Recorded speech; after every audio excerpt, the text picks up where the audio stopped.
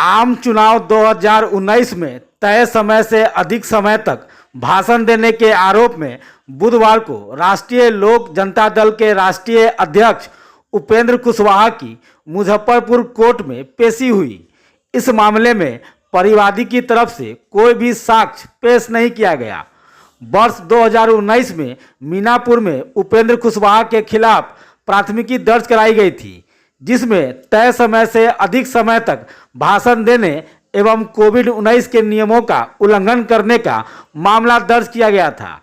इस अवसर पर अधिवक्ता राजेश कुमार ने बताया कि गलत तरीके से वर्ष 2019 में नेता उपेंद्र कुशवाहा पर प्राथमिकी दर्ज की गई थी, जिसका सुनवाई करते हुए न्यायालय ने अभियुक्त का बयान दर्ज किया है।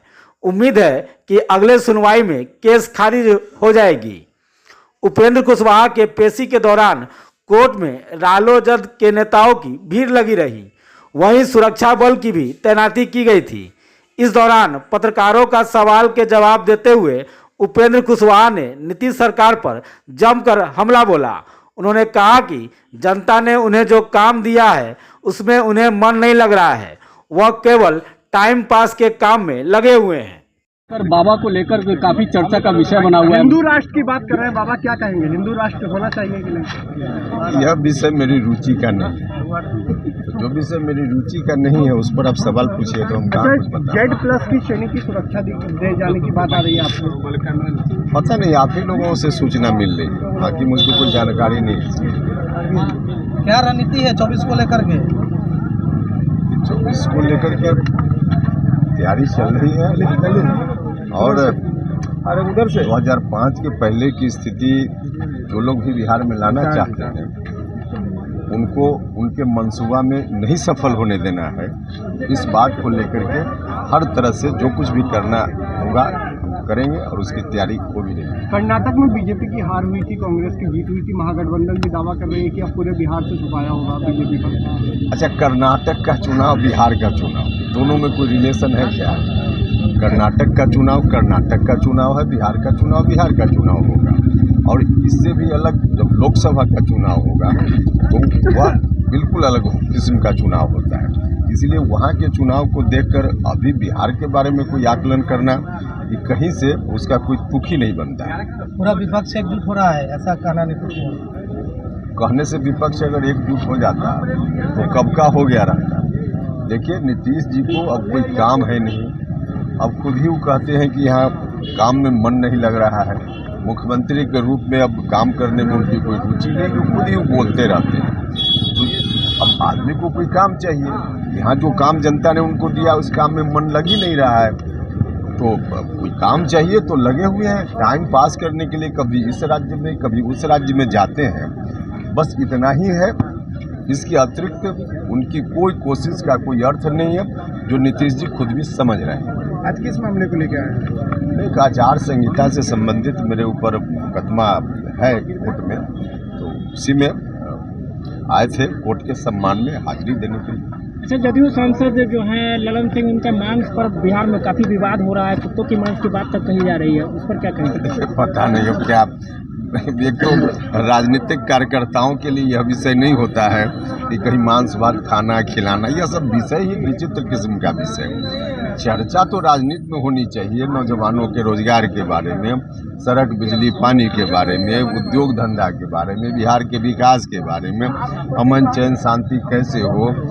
जिस तरह से हमेशा हर रोज़ एक तरह से कहिए कि हत्या अपहरण लूट डकैती की घटनाएं हो रही है।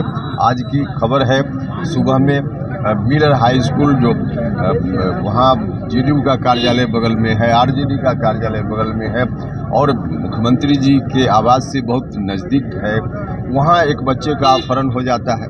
तो ऐसी चीज़ें बिहार में जो हो रही है, इन चीज़ों पर कैसे रोक लगे, चर्चा इसकी होनी चाहिए, लेकिन अनर्गल बातों पर चर्चा होती है। अपराध और इन सब मुद्दों को लेकर देखिए, अभी तो हमारी पार्टी बनी है, अभी तो हर तरह से आज ही प्रदेश अध्यक्ष ने प्रदेश पदाधिकारियों की सूची जारी की है, 1-2 दिन में जिला अध्यक्षों की सूची जारी करेंगे। तो इस तरह से अभी तो हम लोग उस काम में लगे हुए हैं ना, उसके बाद फिर आगे की बात होगी। अच्छा, हिंदू राष्ट्र की बात बार बार कह रहे हैं, बाबा बागेश्वर भी बार बार बोल रहे हैं कि बिहार या से देखिए, हिंदुस्तान है और हमारे यहाँ का जो संविधान है वह संविधान साफ साफ कहता है कि धर्मनिरपेक्ष हमारा राष्ट्र है। जो भी स्टेट है उसका अपना कोई धर्म नहीं होगा, सभी धर्म के लोग यहाँ समान भाव से रहेंगे, राज्य किसी के प्रति भेदभाव नहीं करेगा। तो ऐसी व्यवस्था हिंदुस्तान के संविधान में लिखी गई है। धर्मनिरपेक्षता हिंदुस्तान के संविधान की आत्मा में है, तो इससे इतर कोई बात करे उसका क्या अर्थ है? कोई अर्थ नहीं। मीनापुर थाना कांड संख्या 219, इसमें नेताजी पर आरोप लगाया गया था कि इन्होंने समय से अधिक समय तक अपने सभा को संबोधित किए थे। जब नहीं 2019 में लोकसभा चुनाव में, कोरोना काल तक ट्रंप के जाने के बाद हुआ था ना। उस समय तो मोदी जी को कोरोना लग नहीं रहा था 19 में। कोरोना का मेन पीक 20 में था, जब उनके मित्र ट्रंप ही चले गए तब। तो उसी समय का केस है। केस में कोई जान नहीं है, कोई साक्ष्य नहीं है।